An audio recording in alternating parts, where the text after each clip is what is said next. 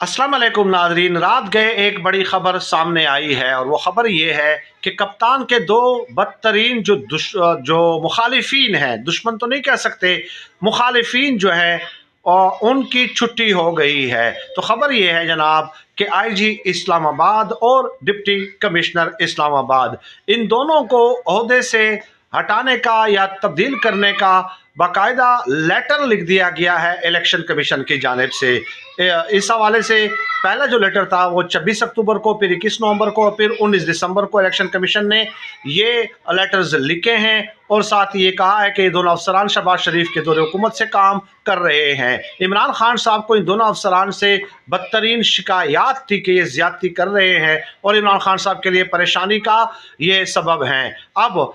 दूसरे अफसरान मांगे गए हैं, लेकिन मेरा ख्याल है कि इलेक्शन तक जो है दूसरे अफसरान का आना जो है वो शायद मुमकिन ना